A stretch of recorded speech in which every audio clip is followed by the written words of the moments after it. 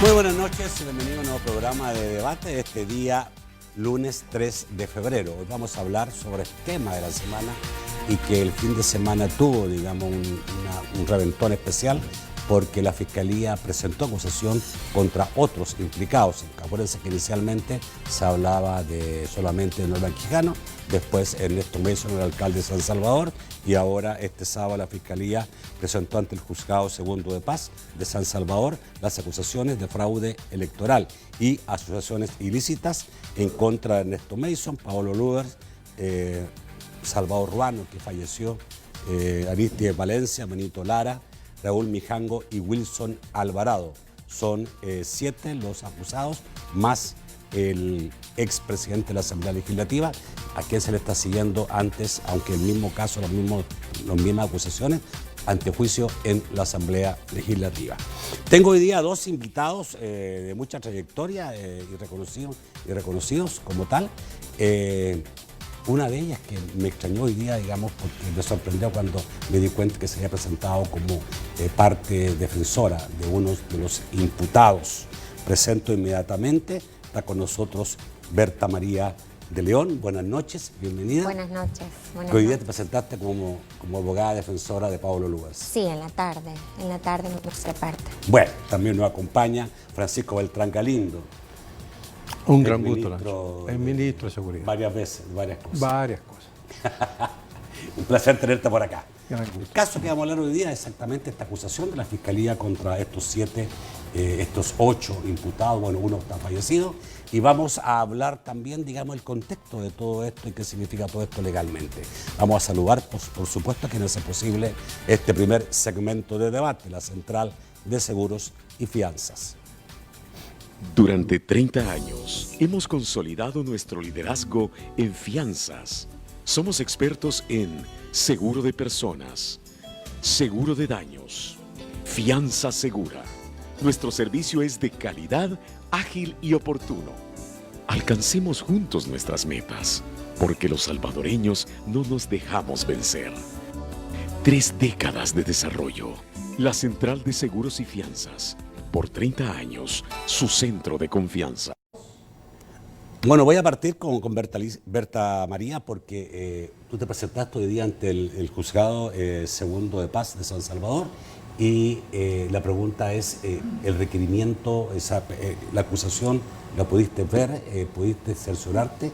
¿Es la misma que se ha hablado en la prensa? Sí, es un requerimiento de 300 folios. Y honestamente me lo entregaron ahora al final de la tarde, no he tenido tiempo de revisarlo. Y sí, me mostré como defensora del señor Paolo Luers.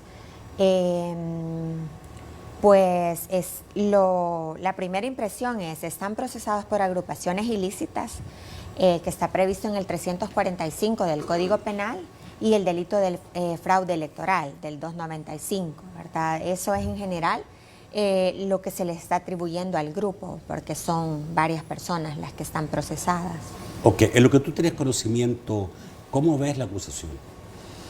Mire, lo poco que he podido leer, bastante vago. Es decir, comienzan incluso un relato trayendo hechos del 99 como una pequeña historia, es decir, bastante vago. Y yo creo que no es primera vez que eso sucede así, ¿verdad? Que ante los medios hacen aseveraciones bastante fuertes, pero cuando vamos a ver el material probatorio en los casos, deja mucho que desear. La verdad no he terminado de estudiar el requerimiento. Como le digo, me lo entregaron ahora. La audiencia va a ser el viernes, este viernes a las 9 de la mañana. Obviamente espero estar preparada, ¿verdad?, para defender al señor Paolo Luers. ¿Todos son acusados exactamente de lo mismo? Sí, en el encabezado del requerimiento a todos se les está sindicando agrupaciones ilícitas y fraude electoral. En el caso de Paolo Luers, además, se le establece que él pagó $100,000 a las pandillas. Fíjese que no he llegado a revisar el fundamento de la imputación, ni qué prueba es la que tienen, si es que hay testigos, hay videos. Mucho se ha dicho en diferentes medios. El Faro varias veces ha reporteado al respecto, pero le mentiría si le digo sí o no, ¿verdad? Tengo que terminar de revisar la acusación formal. Ok.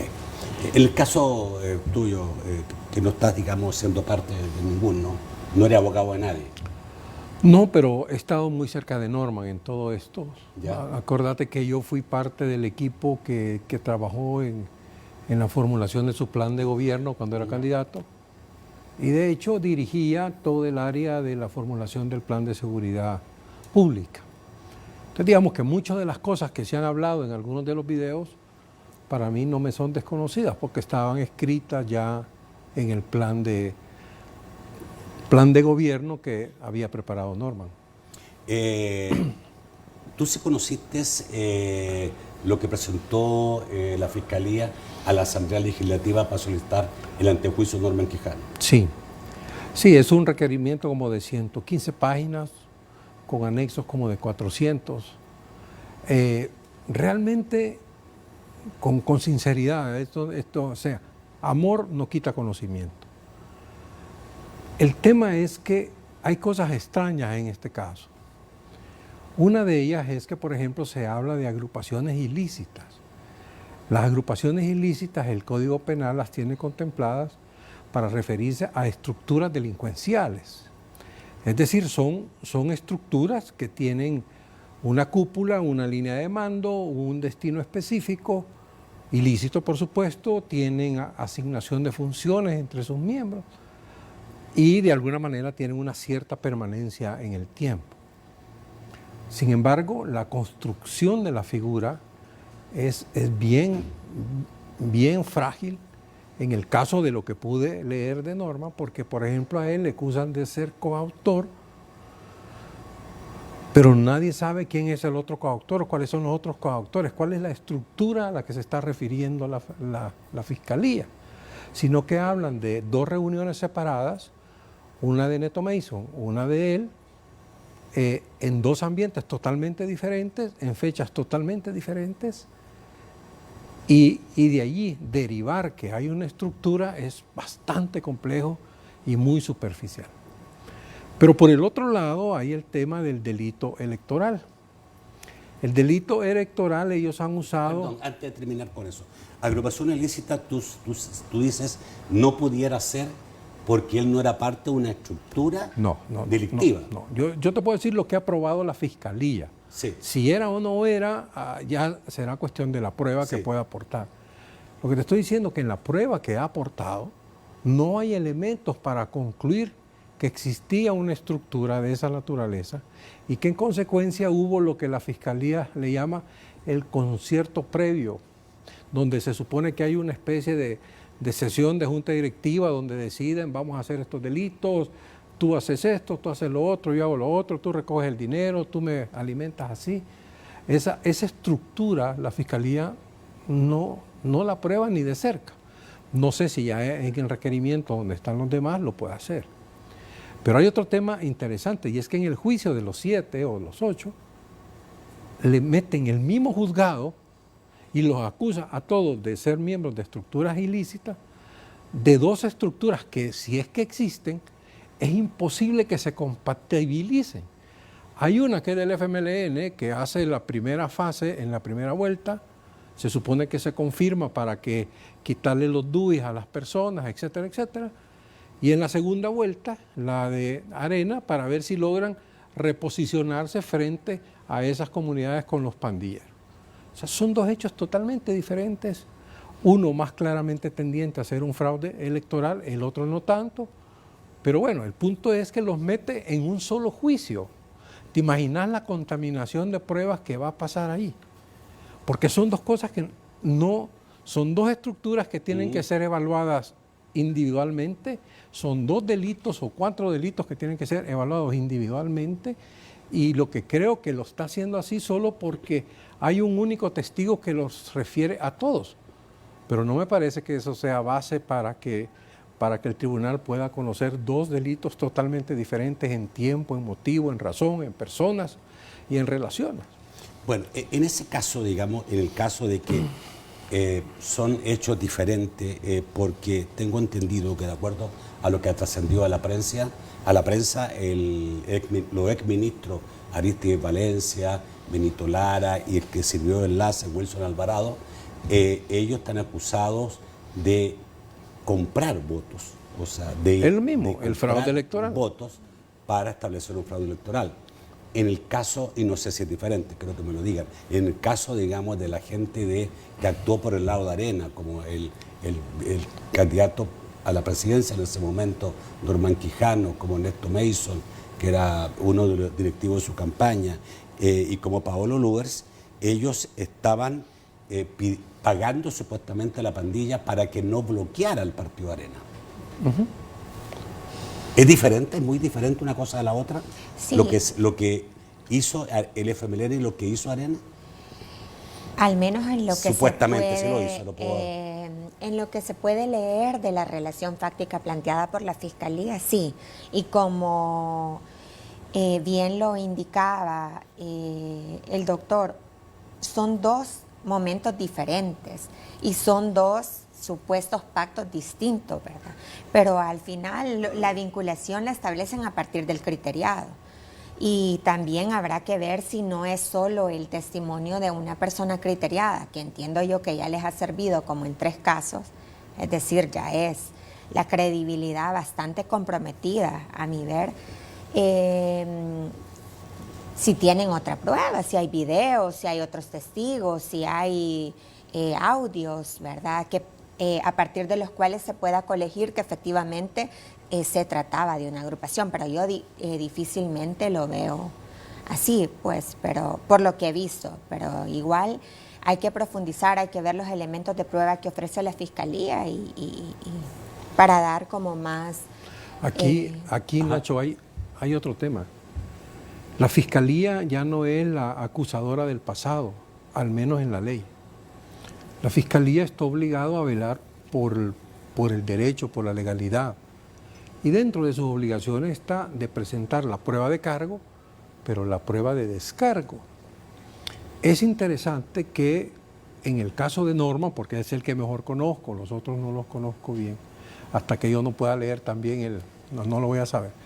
Pero en el caso de Norman, es obvio que para tratar de probar por la correcta el caso, el testimonio del pastor donde se hace la reunión es fundamental. Y yo asumo que la Fiscalía tomó el testimonio. Esa prueba no está. Entonces, ¿por qué la Fiscalía te oculta prueba que es de la naturaleza del proceso? Porque supuestamente ese pastor invitó al candidato presidencial mexicano a una reunión. Esa sesión, según lo que he leído, se realiza en el local del pastor. Si dice el testigo criteriado que ellos habían servido como testigos de la reunión que se había planeado, es una posibilidad. Y la otra, la que dice Norman y dice también el pastor, es que él invita a Norman y ahí estaban los señores estos. Como sea, el tema es que el testimonio de ese es vital para saber qué pasó en esa reunión. Y en el requerimiento y en la prueba que anexa la Fiscalía, ese testimonio no está. Ok. Déjame ir al corte, les quiero preguntar porque la Fiscalía habló de que cuenta con pruebas pericial, documental y testimonial. Esto quiero que me lo expliquen ustedes, digamos, ¿cierto? Si podría tener este caso, estos 3 tipos de pruebas y qué significa cada prueba. Ya volvemos.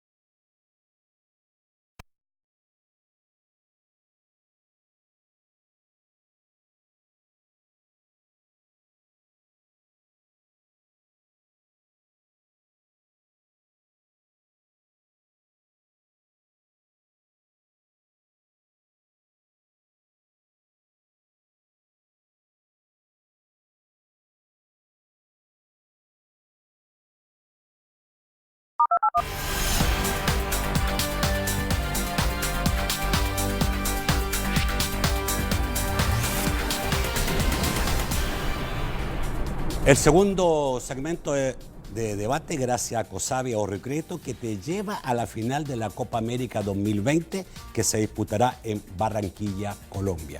Pide más información sobre esta y otras promociones marcando el PBX 2241-4200. Próximamente, Cosavi Ahorro y Crédito inaugurará su centro financiero en la zona oriental del país. Con la mística de trabajo en equipo, visión de crecimiento y creyendo en un cooperativismo evolutivo al servicio de sus asociados y población en general. Cosavi iniciará operaciones en San Miguel, ofreciendo sus servicios financieros. Cosavi, tu crecimiento es nuestro compromiso.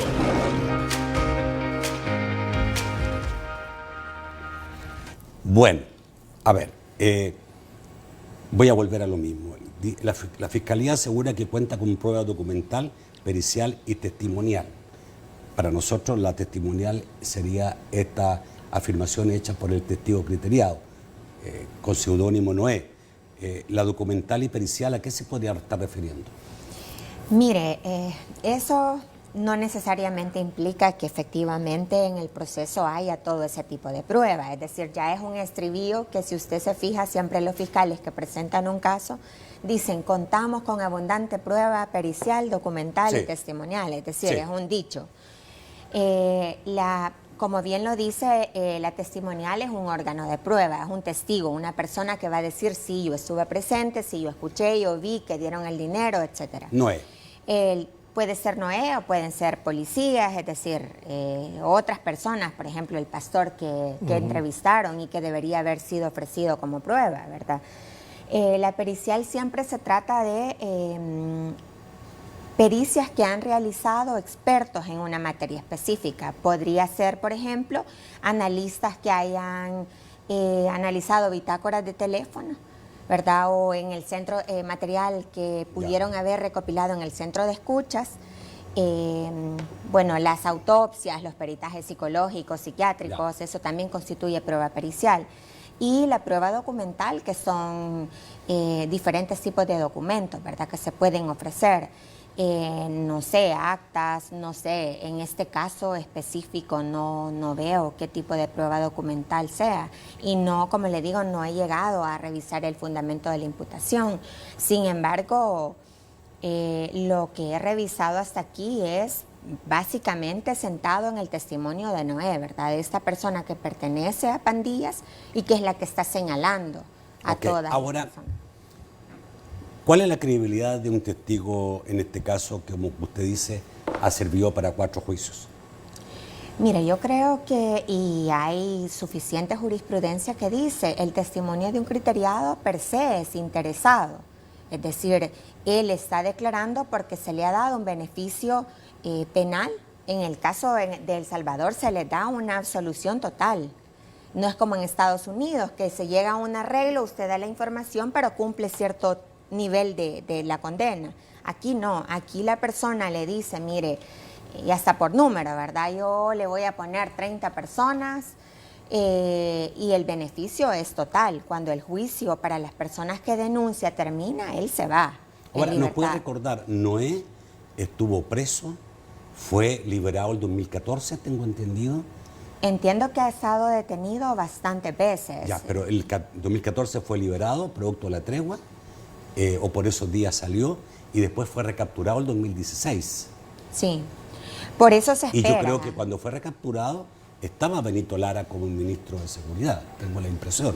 El 2016 debiera haber estado. Sí, y habrá que ver también el otro tema, que pues si el tema de la tregua fue una política de Estado y a uno le llama la atención, bueno, si es que esto al final es constitutivo de delito, ¿por qué las personas que lo ordenaron nunca fueron procesadas?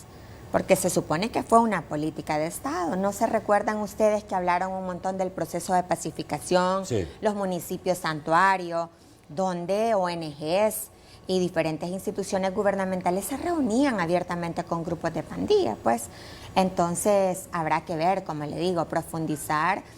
Y es que si el caso está basado o fundamentado en el testimonio de Noé, yo lo veo bastante frágil, pues. A ver, en ese caso, porque hemos escuchado a algunos decir, yo estoy siendo acusado por un delincuente. ¿Y qué vale más, la palabra de un delincuente o la mía? En este caso, ¿cómo se sopesa la palabra de un delincuente, efectivamente? Es que normalmente lo que debe la Fiscalía hacer cuando tiene un testigo criteriado es realizar diligencias de corroboración del testimonio que le está dando. Esto es, bueno, en el caso de los homicidios, buscar las autopsias, concatenar lo que él está diciendo, cómo fue la forma de la muerte, con qué arma, en qué lugar, con inspecciones oculares, con otros testigos, es decir, no solo partir de lo que él dice, sino que buscar otros elementos periféricos que vengan a corroborar lo que dice, porque obviamente no es 100% creíble. En doctrina le dicen no es un testigo blanco, pues no es un testigo espontáneo que va a decir lo que vio sin interés, todo lo contrario. Entonces, habrá que ver la solidez de la investigación, ¿verdad? Y ahorita, en este momento, yo no podría decirle, mire, realmente no tiene sustento, o mire, sí, ¿verdad? Porque es muy prematuro para mí ahora. ¿Se abusa del criteriado en nuestro sistema judicial? Yo creo que sí, como dice la doctora, aquí se le da impunidad total. Y eso es un incentivo, y hay varios casos documentados por investigaciones periodísticas y de otro tipo, de personas que les han ido dando criterio, lo sacan, van y se meten en más delitos, y siempre salen con el expediente de ponerle el dedo al resto de los socios que tenían. Entonces yo creo que sí hay un abuso. Ahora, efectivamente, el testimonio de un criteriado per se no hace mayor lógica. Tiene que tener otros hechos que lo corroboran, que sea coherente, consistente. En el caso del antejuicio, por ejemplo, hay una frase que de ser cierta sería una cosa complicada, pero que resulta que es el decir del dicho que me dijo. El testigo dice que en la sesión de los pastores están hablando en la comunidad y todo, almuerzan, y Norman explica que es en donde está el audio y el video, donde Norman les explique el plan de seguridad y todas esas cosas. Pero el testigo dice que en eso le llamó a uno de ellos y le dijo, quiero que conversemos en privado, y se fueron en privado. Entonces, cuando salió el testigo, este muchacho que se fue en privado, le contó a Noé, fíjate que Norman me dijo tal y tal cosa. Entonces el tema es, fíjate, te cuento lo que a mí me dijo. De que iba a eliminar la ley antipandilla. Sí, y no hay en toda la documentación. En ese caso no es eso lo no que vio tomar. Noé, sino que es lo que le dijeron. Lo que le dijeron que había dicho otro. Ya. Entonces eso penalmente no vale, a no ser que tenga otra corroboración. Y al menos en lo que yo leí, no la vi. Y así, son de esos casos.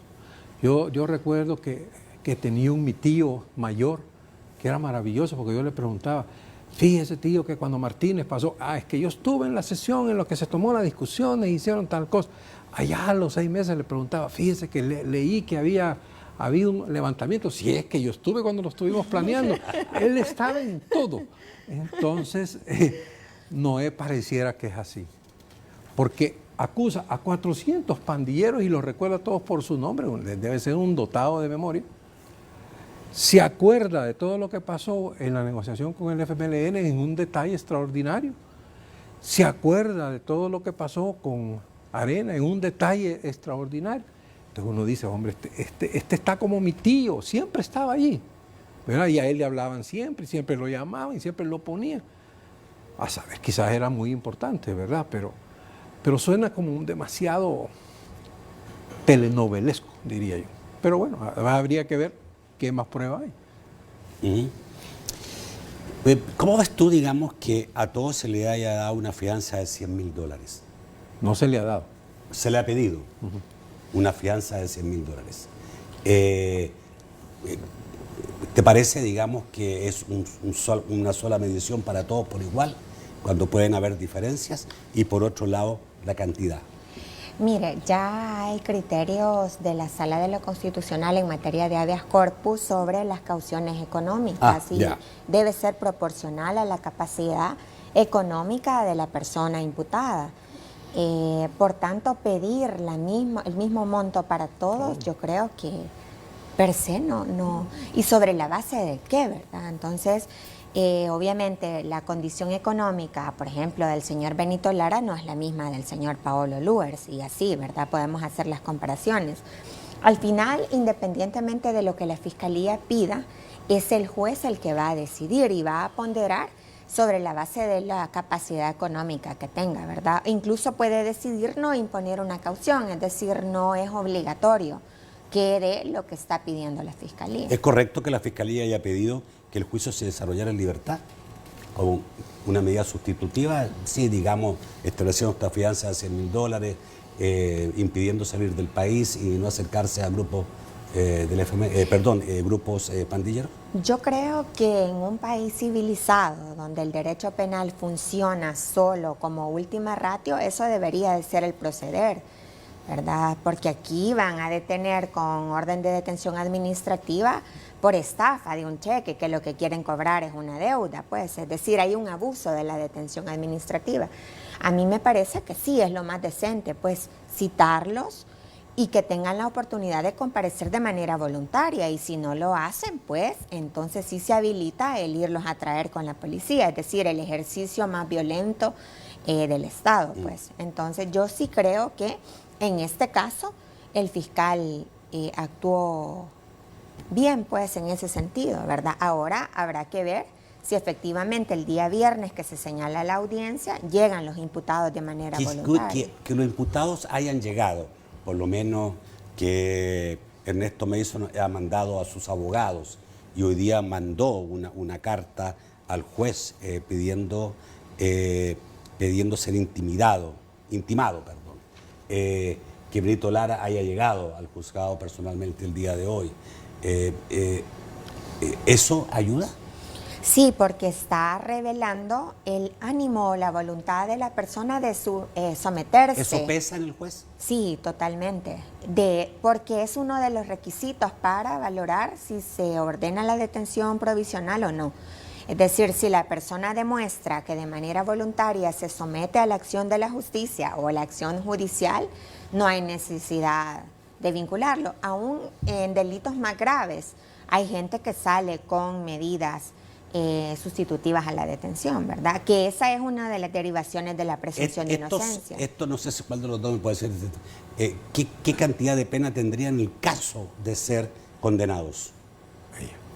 Mire, ahí depende de por fraude electoral. Ahí va hasta de 6 a 8 años el fraude electoral. Ya. Y las agrupaciones ilícitas, ahí depende en qué párrafo es que lo está haciendo encajar, porque hay uno que va hasta 16 años, es decir, y ya tomando en cuenta los dos delitos, pues es una pena bastante seria, pues. Ok, vamos a ir al corte y en el próximo bloque quiero que hablemos del entorno, ¿no? Por un lado, el entorno electoral, por otro lado, un entorno que venía de una tregua establecida por un gobierno. ¿Ya? Entonces eso tiene, digamos, características muy determinadas, porque Paolo Luers, todo el mundo sabe que sí, se reunía con pandillas, todo el mundo sabe, digamos, él lo decía, y además él abogaba por un entendimiento, eso nunca lo ha ocultado. Por lo tanto, ¿qué pasa con eso, digamos? Porque me imagino que en el final del proceso, esa cosa, el entorno en que se dieron estos casos va a tener algún atenuante. Vamos al corte, ya volvemos.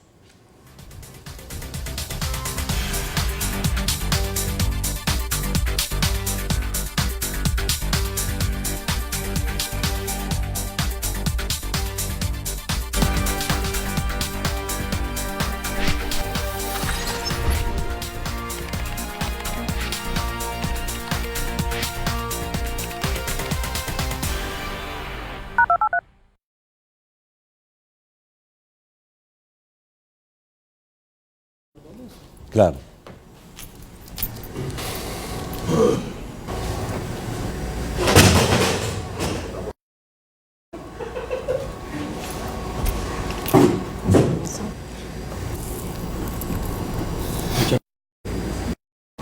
Mucha brillantez. Mira, Paolo tiene una ventaja. ¿Ah? Él siempre estuvo de frente en el tema. Él nunca se escondió. Sí, no. Paolo. Hasta el día de ahora. Yo creo que el tema bien comprometedor es el hecho de que lo señalen dando dinero. Y es lo que él se desvincula. Dice que eso nunca existió, que no hay videos ni nada.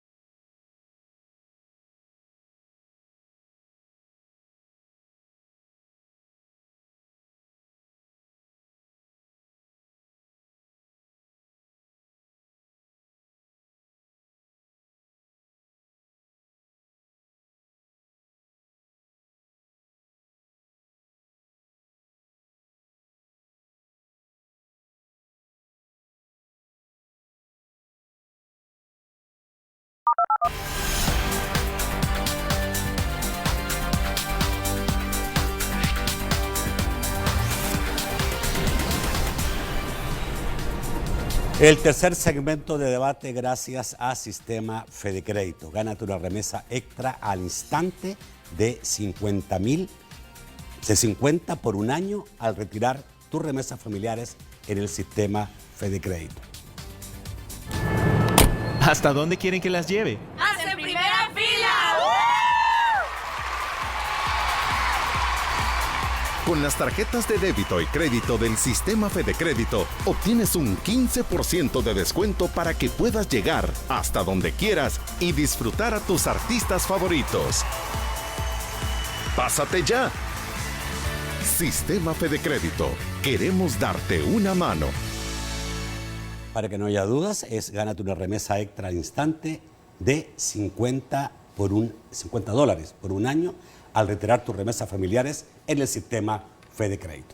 A ver, el contexto.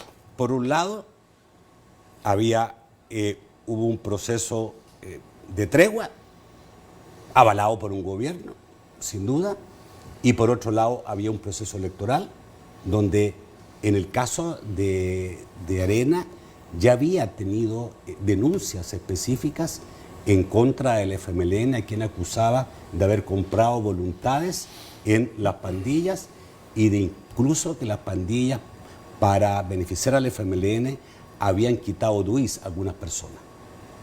Ese contexto está dentro del juicio, tiene que ser determinado. La Fiscalía se va un poco más atrás y trata de construir una historia para tratar de llegar a la conclusión que los dos casos tienen que estar en un mismo juzgado. Comienza en el caso del antejuicio, comienza en el 2003. Usted decía que en el 99, o sea, en la segunda narrativa. Yo no me acuerdo porque yo era ministro en esa época y la verdad ni estaban autorizados, ni tenía política, ni había intención de entrar en diálogos con ellos. O sea que eso probablemente pasó, si la Fiscalía tiene prueba de eso, debe haber sido a un nivel de funcionarios secundarios de los centros penales o los que hacían el trabajo social de la parte de prevención. Pero de allí la Fiscalía viene y lo extrapola a la tregua. Y en la tregua sí dice, ellos sí dejan claro que fue una política de Estado, lo que dice doña Berta, política de Estado, una política de Estado en donde fue oscura, fue corrupta, se gastaron fondos del Estado de muy alto nivel, se les crearon ventajas tácticas a las pandillas, porque en esto de los municipios santuarios y las zonas santuarias, ellos la constituyeron como retaguardias y se consolidaron. A la par de eso se crearon programas de cooperación, inclusive USAID y otros internacionales, les dieron dinero a los municipios para que desarrollaran programas sociales en las comunidades. Los alcaldes de alguna manera entendieron que la permisividad de la tregua era para que les dieran qué hacer a los pandilleros, y al final, en unos casos, terminó en un trabajo social relativamente serio y en otros terminó en estructuras de sicariato gravísimas, como la de Apopa. Entonces, ese entorno lleva a que cuando se da la elección de Sánchez Serén en la primera vuelta, el frente que tenía todas las conexiones construidas en la tregua, porque estamos hablando que era presidente Mauricio Funes, ese frente hace un acuerdo con las pandillas, y ahí sí yo creo que se perfecciona un delito electoral, porque el acuerdo es que a cambio de dinero ellos van a retener el DUI de las personas que en sus comunidades sepan que no son del FMLN. Allí sí efectivamente se perfecciona el delito y efectivamente se da el fenómeno. Alguien me contaba que en los caminos vecinales de los cantones de esas zonas, los DUI estaban en los márgenes de los caminos como que era basura. Entonces, esa fue una realidad, es parte del contexto.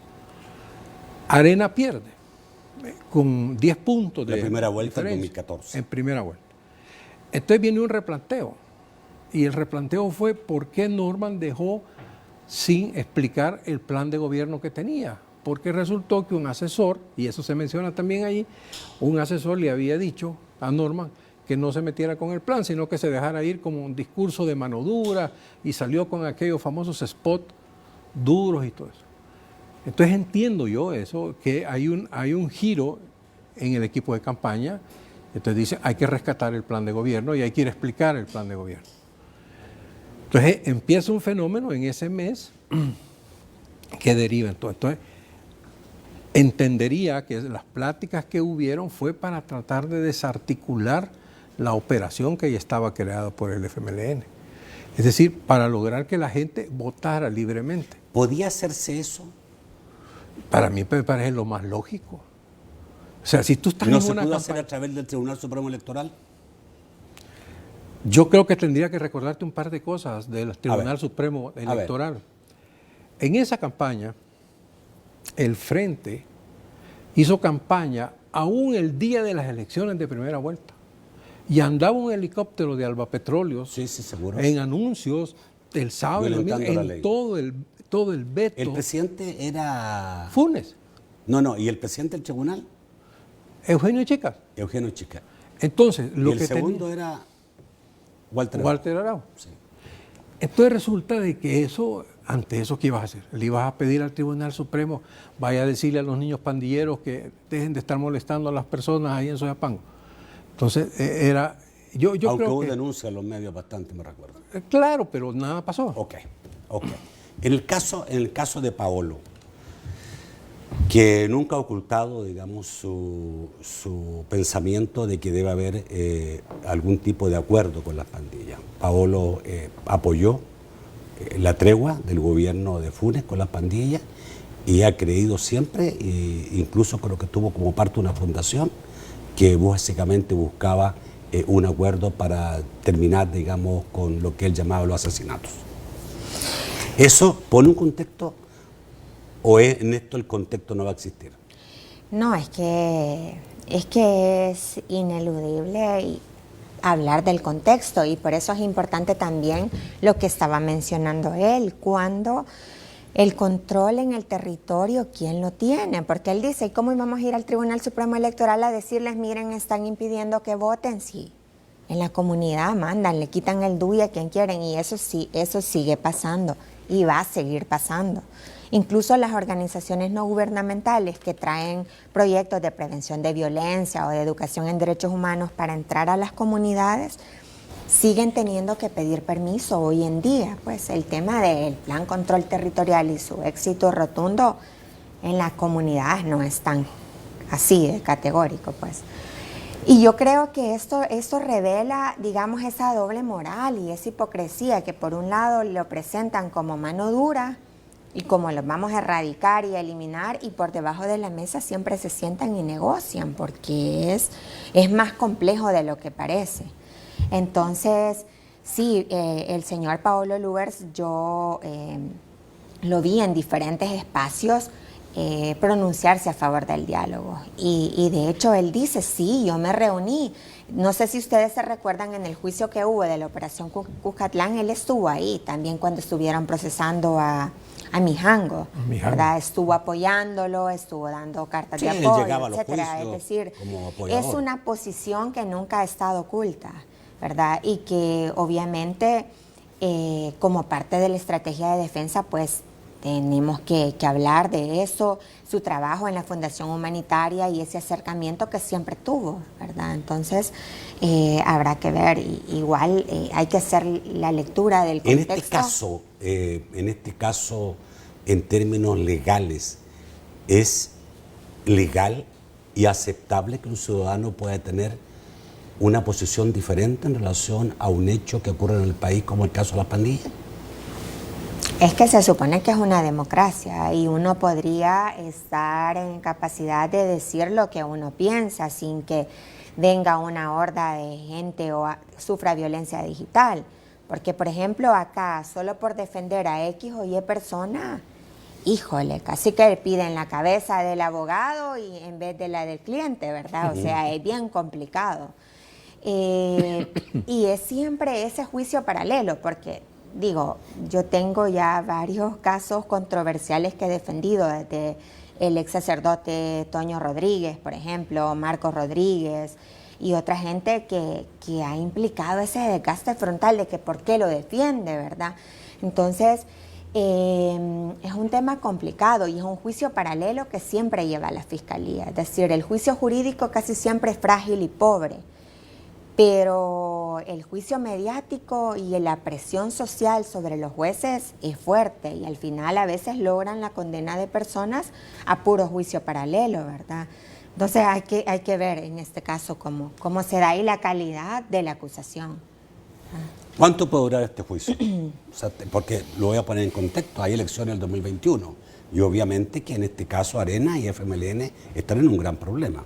Bueno, digamos que hay varios problemas acá. Los partidos como tales obviamente tienen un costo, pero además las personas, especialmente en el caso de Norman y en el caso de Neto Mason, son funcionarios. Y en el caso de que esto pase a juicio y continúe para instrucción, mínimo la fiscalía se va a tomar un año. Pídele 6 meses y después pide otros 6 meses. Ese año nos garantiza que vamos a estar en febrero con el juicio. Con el juicio terminando la instrucción, pendientes que la Fiscalía presenta su acusación ya formal y ir a la parte de la vista pública o del juicio final o la sentencia, lo que sea. Esto nos va fácil 2 años. Entonces, el riesgo de los actuales políticos de elección es que estando metidos en un proceso de este tipo, aun cuando no se les suspenden sus derechos constitucionales, pero obviamente va a haber una fuerte presión de opinión para que renuncien antes, que no se reelijan o cualquier cosa de ese tipo. Entonces sí, en el caso Norman, es el diputado más votado de Arena. Y en el caso Neto, es la segunda figura después del presidente. Estamos hablando que allí se está jugando la sucesión. Y en el caso Norman se está jugando quizás el último periodo o el penúltimo de un diputado que ha tenido un estupendo récord. Entonces, esa es la parte de ellos que están de política activa. La parte de los del FMLN, no sé si ellos estaban pensando seguir en algún cargo o hacer algo, pero igual se les complica la vida. Y Paolo, que es el civil de todo esto, digámoslo así, tiene el grave problema de que hay voces que ya andan diciendo que le quiten el pasaporte porque ya violó la ley y toda una serie de cosas. Es decir, hay en juego otras cosas más allá de la mera cuestión. O sea, y Paolo es un opositor a este gobierno. Es opositor a este gobierno. Entonces, y ahí estás tocando un tema que estamos entre abogados. Yo aquí voy a salirme un tema del parte jurídico y me voy a meter al tema político. Es que yo sí le tengo temor al expediente de que el Ejecutivo o el Poder, digámoslo así, use la vía judicial para hacer juicios de sus opositores por fines políticos. A mí esa parte sí me preocupa. ¿Tú crees que el fiscal pueda, digamos, estarse prestando para eso? No creo que él intencionalmente, pero hay que reconocer que la fiscalía viene con problemas de mucho y hay cosas que se oyen, ¿verdad? De la fiscalía. No tanto del fiscal, porque el fiscal al final tiene que manejar esas cosas. Pero el punto es, lo que sí es cierto, es que Casa Presidencial y los aliados a Casa Presidencial tienen las noticias de lo que va a suceder en la fiscalía y de la prueba que van a presentar y cómo lo van a hacer 2 días o 2 horas antes que el fiscal. Y eso no es buena señal. Que el presidente contamine una prueba de un proceso judicial que el fiscal va a empezar es un tema delicado. ¿Eso que dice Chico puede presentarse legalmente como defensa? Eso sirve para hacer una lectura de lo que está pasando, porque este tipo de casos no pueden analizarse solo desde lo jurídico, por las implicaciones políticas que tienen, tanto para el Frente, tanto para Arena. Es decir, yo sí lo veo delicado y no es la primera vez que lo he señalado, cuando instrumentalizamos la fiscalía como una arma política para el adversario, ¿verdad? Y al final, ¿quién es el gran ganador aquí? Y a mí sí me preocupa, y lo dije en otros espacios, cómo se replica. El fiscal dice una cosa y comienzan a replicarlo desde las cuentas de presidencia y se suma el diputado Gallegos, es decir, es como una estrategia, pues ya. Y hay que tomar en cuenta, este juicio va a durar 2 años, más o menos es el tiempo electoral, pues es decir, también hay que hacer esa lectura. Pues al final yo creo que eso no debería de suceder, pero es a lo que nos enfrentamos y de lo que hay que defenderse. En este caso, que yo defiendo al señor Luers, ¿verdad? Ok. Vamos al corte, ¿sí? Señor. Disculpe, ya vuelvo. Vamos al corte rápidamente. Me lo habían pedido, no me digan.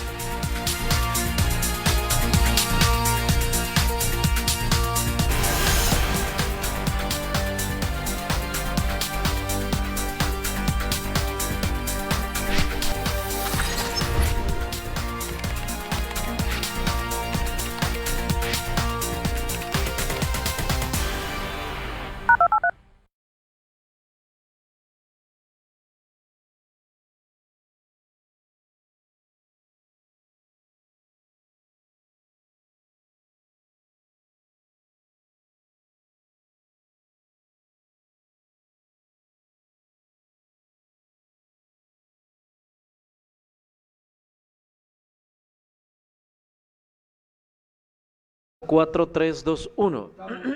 5, 4, 3, 2, 1. 5, 4, 3, 2, 1.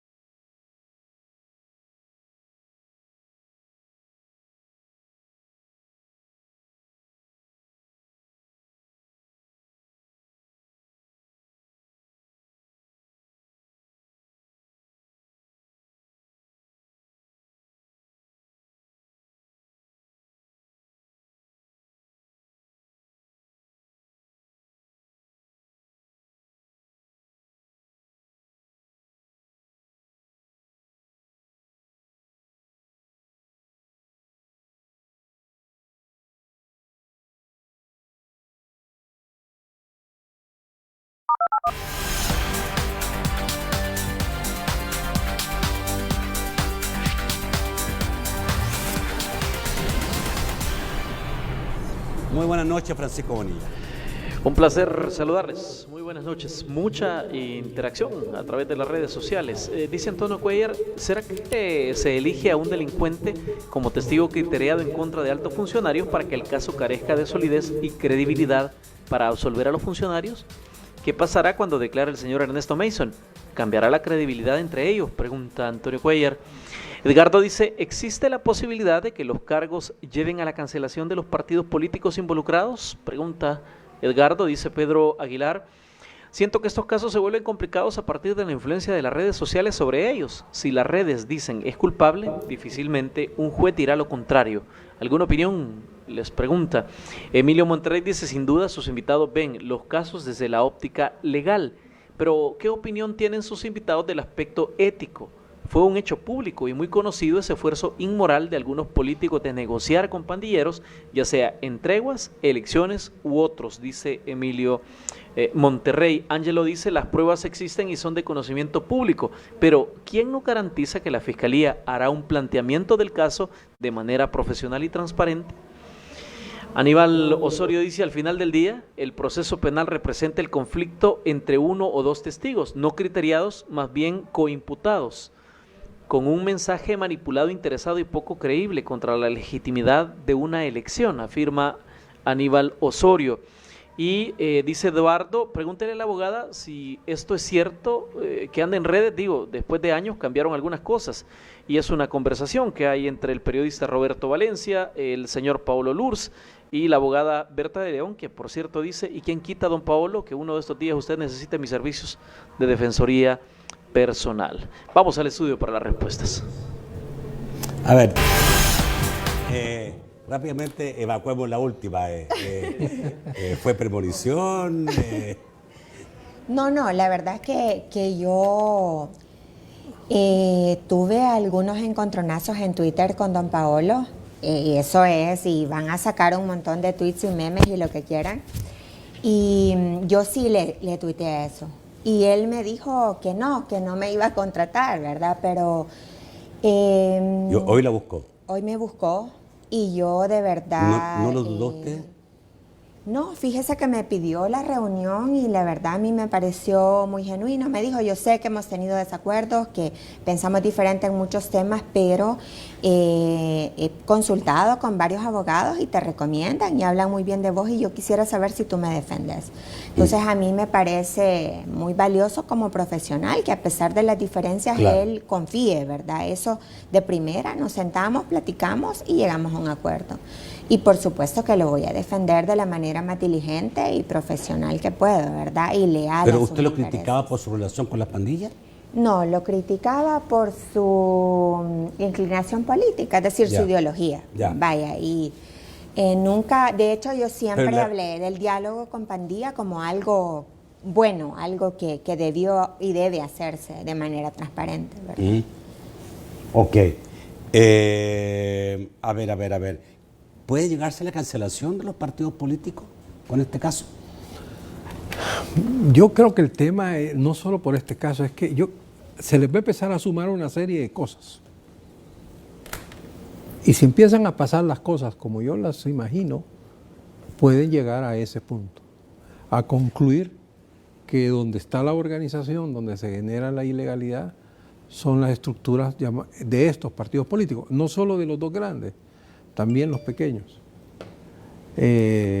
Por ejemplo, en el caso Taiwán, la Cámara resolvió que en el juicio civil debería incluirse al partido Arena para reclamarle los 10 millones. Eso no había pasado en todo el proceso, eran personas las acusadas, ahí era ya Arena. Acá se habla de una organización ilícita, pero la prueba de la organización a nivel de personas no queda clara en el requerimiento, por lo menos en el que yo leí de norma. Lo cual me hace que de ahí se puede extrapolar la parte comunicacional que menciona usted, se puede extrapolar fácilmente a que la organización delincuencial es el partido. Y llegará después a denuncias ante el tribunal que hay que liquidar los partidos porque ellos son los ilegales y tal. Entonces eso nos llevaría a que las elecciones al rato vamos a tener partidos nuevos, todos, porque todos los que están ahora tienen problemas que les puedan sacar. sería bastante peligroso. O sea, va inclusive contra la filosofía de la Constitución, la lógica del partido único. Entonces, a mí sí me parece que este tipo de juegos así son bastante peligrosos. No quiero decir que los partidos han sido santos y que no se merecen, porque sí, la parte ética que mencionaba uno de los electores, a mí sí me parece relevante. Okay. Muchas de estas cosas no son delitos, pero éticamente es muy difícil justificar esas cosas. Okay. Hay alguna gente que cree que este es un show montado por la Fiscalía para terminar finalmente favoreciendo a los acusados. Alguien dijo, se elige un delincuente para terminar en nada. Ya, es como que te digo criteriado o como gran prueba se elige un delincuente. ¿Crees tú que esto puede ser un show de la Fiscalía? Lo que pasa es que esa sospecha tiene sus fundamentos, es decir, hemos visto como en otros casos y otros fiscales, no este, porque hay que aclararlo, por ejemplo, el caso del señor Luis Martínez, que armaba casos, es decir, y eso se dio, pues, o que pactaba, mira, te vamos a procesar, pero en realidad no vamos a investigar y al final el caso se va a caer. Es decir, esas son realidades y por eso es que la gente siempre sospecha, ¿verdad? Entonces, yo esperaría que no, ¿verdad? Que no sea un show político, una herramienta para terminar de desgastar al Frente y Arena, pues, sacarlo ya al final de contienda. Yo esperaría que no, pero eso solo lo va a decir al revisar. O sea, sea el un show expediente. político para desgastar, pero no para condenar. Sí, y muchos casos terminan en nada, es decir, esas redadas de 200 personas, 300 pandilleros, o ese procesamiento en masa de personas casi nunca se traduce en condenas efectivas. Es decir, porque es muy difícil, si lograr establecer la responsabilidad de una persona no es fácil, imagínese usted en masa y a veces 100 personas la señala un criteriado. Los jueces no le creen y no tienen más pruebas, pues la verdad que no es fácil y yo esperaría que sea un proceso serio, pero como le digo, no lo he visto a profundidad, quizás en otra entrevista ya sí le pueda decir. Ok, lo mismo te quería preguntar en relación a las redes. ¿Qué tanto puede ser verdad, como decía un amigo televidente, de que cuando las redes condenan, el juez está muy presionado y termina condenando? Yo creo que es el juicio paralelo y el juicio mediático y eso no podemos negarlo, pues. De hecho, desde ya, ahorita mucha gente, y qué preocupante el tuit del propio presidente, ¿verdad? Diciendo malditos, 1000 veces malditos, es decir, en un país tan violento como el de nosotros, donde por un parqueo se quitan la vida, yo creo que es irresponsable hacer ese tipo está como exaltando a la violencia, ¿verdad? Entonces yo sí, y en las redes están hirviendo, diciendo que los condenen, que malditos terroristas, etcétera. Es un atentado al debido proceso, a las garantías judiciales mínimas, es decir, eso no debería de suceder y es una presión indebida para el juez, porque ahora el juez, aunque vea que no hay suficientes elementos, esa presión hace de que pase el caso a la siguiente fase y eso lo hemos visto en cantidad de casos, pues. Y yo creo que a eso a veces le apuesta la Fiscalía, cuando presenta casos frágiles, pero que está en el Twitter diciendo aquí lo llevamos, aquí tenemos esta prueba y sacan las cajas, ¿verdad? Y muchas veces esas cajas no contienen nada o son copias de lo mismo, pues. Esperemos que no sea un show político, esperemos. O sea, pero hacen creer a la gente que por la cantidad de cajas está sustentada la prueba, y tú dices no necesariamente la cantidad de cajas y pesan acuérdese en la prueba. también de que la mayoría de la gente no tiene una instrucción para hacer ese análisis, ¿verdad? Y la mayoría, yo estuve viendo en el Twitter la agresividad con la que se pronuncian y que ya piden una condena, que se pudran en sacatrás, hay hasta un hashtag así. Yo creo que es bastante irresponsable y al final no escapa a nadie de ser al final víctima de esto, ¿verdad? Yo creo que hay que verlo con cuidado porque puede pasar fácilmente de la violencia en las redes a la violencia ya física. Pues, ¿verdad? Un atentado contra, no sé, creo que es peligroso, pues. Ok. Alguien decía, de cualquier manera no es ético negociar con pandilleros. Yo creo que, vamos a ver, porque es un tema delicado. Yo creo que la colega ha enfatizado eso y yo quiero aclarar. La pandilla es una realidad social. No podés desconocerla. Y lo grave es que tiene control territorial. Porque si solo fueran bandas de cuatreros, bandas de secuestradores, bandas de narcos, tienen zonas de influencia, pero no tienen control territorial. La pandilla sí tiene control de territorial y ejerce autoridad. Y el problema de que esa autoridad es que cobra impuestos. Y tú no le puedes decir a un ciudadano que lo vas a meter preso por ser financista de las pandillas porque le pagó las extorsiones y no las denunció. Y no puedes hacer eso con las empresas ruteras que mandan sus camiones con mercadería para esto sobre entrar a lo las mismo, tiendas. ¿se podría acusar a un empresario de haber negociado con las pandillas y haber tenido agrupación? Porque se supone, digamos, en la locura sí. O sea, tú podías decir, como no denunciaron, entonces financiaron. Pero es que no es de fácil así la cosa. Si le están pidiendo el dinero y les van a matar a sus motoristas o les van a quemar sus camiones. Entonces, antes había una frase sacrosanta en el derecho penal antiguo que a mí me gustaba. Decía, existe una condición de no imputabilidad, que era la no exigibilidad de otra conducta. Cuando las cosas están puestas de tal manera que lo único que te queda es eso, y tú haces eso, aunque aparente un delito, no lo es, porque no podías hacer otra cosa. Entonces yo creo que esa cosa, si no la discutimos a ese nivel, tenemos problemas. Okay. Diferente es la negociación de poder político con las pandillas. Eso ya es otra cosa. O que tú utilices a las pandillas como sicarios. Correcto. O como mecanismo para distribuir ilegales, drogas, lo que fuera. Eso es totalmente diferente, pero creo que no estamos hablando de eso en este momento.